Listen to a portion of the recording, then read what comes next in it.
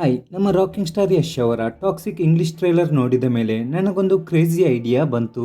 ಈ ಟ್ರೈಲರ್ಗೆ ನಮ್ಮ Indian audience reaction ಎಲ್ಲರೂ ಕೊಡ್ತಾರೆ. ಆದ್ರೆ ಒಬ್ಬ ಪಕ್ಕಾ ಹಾಲಿವುಡ್ ಫಿಲ್ಮ್ ಕ್ರಿಟಿಕ್ ಕಣ್ಣಲ್ಲಿ ಈ ಟ್ರೈಲರ್ ನೋಡಿದ್ರೆ ಅವರ ರಿಯಾಕ್ಷನ್ ಹೇಗಿರುತ್ತೆ? ಸೊ ಹಾಗಾಗಿ ಎಐ ಹತ್ರ ಹೋಗಿ ಹಾಲಿವುಡ್ ವಿಮರ್ಶಕರ ದೃಷ್ಟಿಕೋನದಲ್ಲಿ ಈ ಟ್ರೈಲರ್ ಅನ್ನು ರಿವ್ಯೂ ಮಾಡು ಅಂತ ಕೇಳಿದೆ. ಹಾಗಾಗಿ ಈ ಸಿನಿಮಾದ ಟ್ರೈಲರ್ ನೋಡಿದ ಎಐ ಟ್ರೈಲರ್ನ ಕ್ವಾಲಿಟಿ ಬಗ್ಗೆ ಏನು ಹೇಳುತ್ತೆ? ಸಿನಿಮಾ ಹಾಲಿವುಡ್ ರೇಂಜ್ಗೆ ಇದೆಯಾ? ಇಂಗ್ಲಿಷ್ ಲ್ಯಾಂಗ್ವೇಜ್ ನಲ್ಲಿ ಈ ಸಿನಿಮಾ ಎಷ್ಟು ಕೋಟಿ ಕಲೆಕ್ಷನ್ ಮಾಡಬಹುದು ಅಂತ ಈ ವಿಡಿಯೋದಲ್ಲಿ ನೋಡೋಣ.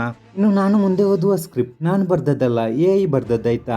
ಎಐ ಈ ಟ್ರೈಲರ್ ನೋಡಿ ಮೊದಲು ಹೇಳಿದ ಒಂದೇ ಮಾತು, ಇದು ನಾವು ದಿನ ನೋಡು ಕಮರ್ಷಿಯಲ್ ಮಸಾಲಾ ಪಿಕ್ಚರ್ ಖಂಡಿತ ಅಲ್ಲ, ಪಕ್ಕಾ ಹಾಲಿವುಡ್ ದರ್ಜೆಯ ನಿಯೋನಾಯ್ರ್ ಡಾರ್ಕ್ ಫ್ಯಾಂಟಸಿ. ಆಕ್ಚುಲಿ ಈ ಜಾನರ್ನ ಹೆಸರು ಫಸ್ಟ್ ಕೇಳಿದ್ದು, ಹಾಗಾಗಿ ಪ್ರೊನೌನ್ಸಿಯೇಷನ್ ಸರಿಯಾಗಿ ಬರ್ತಿಲ್ಲ, ಅಡ್ಜಸ್ಟ್ ಮಾಡಿ ಆಯ್ತಾ. ಈ ನಿಯೋನಾಯ್ರ್ ಜಾನರ್ ಅಂದ್ರೆ ಇಲ್ಲಿರುವ ನಾಯಕ ಆಂಟಿ ಹೀರೋ ಆಗಿರ್ತಾನೆ ಮತ್ತು ಈ ಸಿನಿಮಾ ಕಂಪ್ಲೀಟ್ ಆಗಿ ಡಾರ್ಕ್ ಮೂಡ್ ನಲ್ಲಿ ಸಾಗುತ್ತೆ ಹಾಗೂ ನೋಡಲು ತುಂಬಾ ಗಂಭೀರವಾಗಿರುತ್ತೆ. ಹಾಲಿವುಡ್ ನಲ್ಲಿ ಗಿಲ್ಲೆರ್ವೋ ಡೆಲ್ ಟೊರೋ ಅಂತ ಒಬ್ಬ ಆಸ್ಕರ್ ವಿನ್ನರ್ ಡೈರೆಕ್ಟರ್ ಇದ್ದಾರೆ.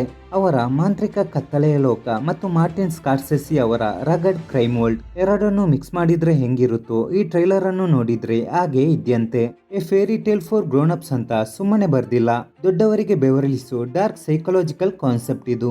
ಟ್ರೈಲರ್ ಶುರು ಆಗೋದೇ ಜೋರು ಮಳೆ, ಆ ಹಿನ್ನೆಲೆಯಲ್ಲಿ ಕೇಳಿ ಬರೋ ಮಗುವಿನ ರೋದನೆ, ಆಮೇಲೆ ಕಗ್ಗತ್ತಲಲ್ಲಿ ದಗದಗ ಉರಿಯೋ ದೈತ್ಯ ಸರ್ಕಸ್ ರಾಟೆ. ಪ್ರತಿಯೊಂದು ಶಾಟ್ ಕೂಡ ಒಂದೊಂದು ಸೈಕಲಾಜಿಕಲ್ ಲೇಯರ್ ಅನ್ನು ಬಿಚ್ಚಿರ್ತಾ ಹೋಗುತ್ತೆ. ಆ ಕೆಂಪು ನಿಯಾನ್ ಲೈಟಿಂಗ್, ಹಿಮದ ಮಂಜಿನ ಶೀತಲತೆ, ಕತ್ತಲೆಯ ಬೀದಿಗಳು, ಇವೆಲ್ಲ ಇಲ್ಲಿ ಬರೀ ಕಲರ್ಸ್ ಅಲ್ಲ, ಕ್ಯಾರೆಕ್ಟರ್ಗಳ ತಲೆ ಒಳಗಿರೋ ಕನ್ಫ್ಯೂಷನ್ ಮತ್ತು ರಕ್ತಪಿಪಾಸುತನವನ್ನು ಎದ್ದು ತೋರಿಸುತ್ತೆ.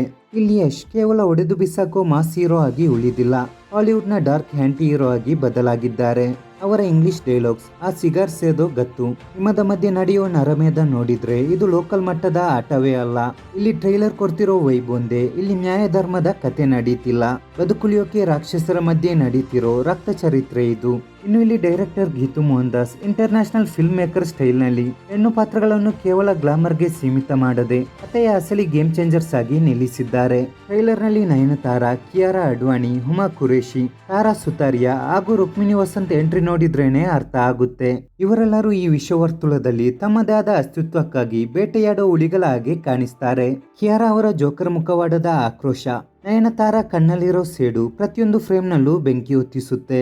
ಗೀತು ಅವರು ಆಕ್ಷನ್ ಸೀನ್ಗಳನ್ನು ಬರೀ ಸ್ಲೋ ಮೋಷನ್ ಶಾಟ್ಸ್ಗೆ ಸೀಮಿತ ಮಾಡದೆ ಪಾತ್ರಗಳ ಮನಸ್ಸಿನ ವಿಕಾರತೆ ಮತ್ತು ಕ್ರೌರ್ಯವನ್ನ ಬ್ಲಡ್, ಗನ್, ಫೈರ್ ಮತ್ತು ಬೆಂಕಿಯ ನಡುವೆ ನ್ಯಾಚುರಲ್ ಆಗಿ ಕಟ್ಟಿಕೊಟ್ಟಿದ್ದಾರೆ.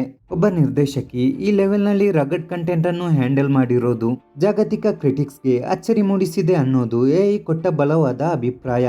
ಇನ್ನು ಟ್ರೈಲರ್ನ ಕೊನೆಯಲ್ಲಿ ಕ್ಲೀನ್ ಶೇವ್ಡ್ ಯಶ್ ಆ ರೇಡಿಯೋ ಮುಂದೆ ನಿಂತು ಹೆಲ್ಲೋ ಡ್ಯಾಡಿ ಅಂತ ಹೇಳೋ ಡೈಲಾಗ್ ಮತ್ತು ಆಮೇಲೆ ಕಾಡಿನಲ್ಲಿ ಚೈನ್ಸಾ ಹಿಡಿದು ರಕ್ತ ಮೆತ್ತಿಕೊಂಡು ಬರುವ ಸೈಕೋ ಕಿಲ್ಲಿಂಗ್ ಅವತಾರ ನೋಡಿದ್ರೆ ಸ್ಪಷ್ಟವಾಗುತ್ತೆ.